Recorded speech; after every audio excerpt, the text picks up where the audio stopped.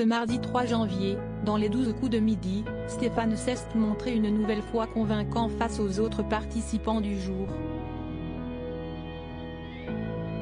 Lors de la première épreuve de l'émission, le candidat en a profité pour raconter une anecdote hilarante au sujet de ses voisins, à l'hôtel. Désormais, Stéphane a bien pris ses aises dans l'émission Les 12 coups de midi, sur TF1.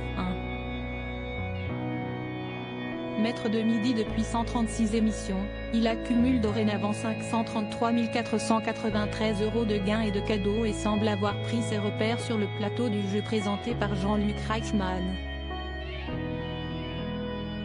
Si Stéphane était à 2 doigts de perdre son titre, ce lundi 2 janvier, lors du coup fatal, la pression est redescendue, mais la motivation est toujours au rendez-vous. Ce mardi 3 janvier, le candidat, un ouvrier en usine de fonderie, s'est surpassé pour ne laisser aucune chance aux autres candidats du jour. Lors du coup fatal, face à une certaine Magali, le chrono de Stéphane est finalement resté bloqué à 49 secondes lorsque le gong tant redouté a retenti. Et ce, malgré les connaissances de la participante du jour.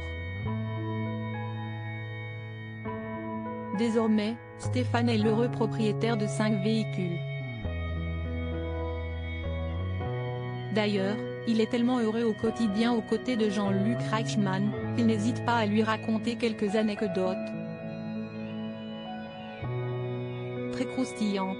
Une nuit d'hôtel pas comme les autres dans l'émission diffusée ce mardi 3 janvier 2023, le maître de midi s'est confié sur une anecdote très inattendue au sujet des voisins de sa chambre d'hôtel. En effet, si l'on en croit ces révélations du jour, le 5e plus grand participant du jeu de TF1 n'a pas très bien dormi de la nuit.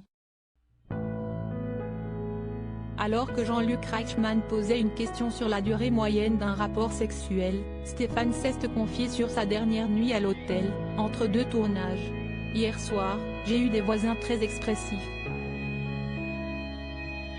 Ils n'ont pas arrêté de 23h à 3h du matin, a-t-il expliqué, hilar. Mais c'était sans compter sur le fait d'en remettre une couche, ils ont beaucoup donné. Je peux vous dire que madame était très contente, a-t-il conclu, causant de nombreux rires dans le public, mais aussi sur le plateau. Peut-être que les principaux concernés se reconnaîtront.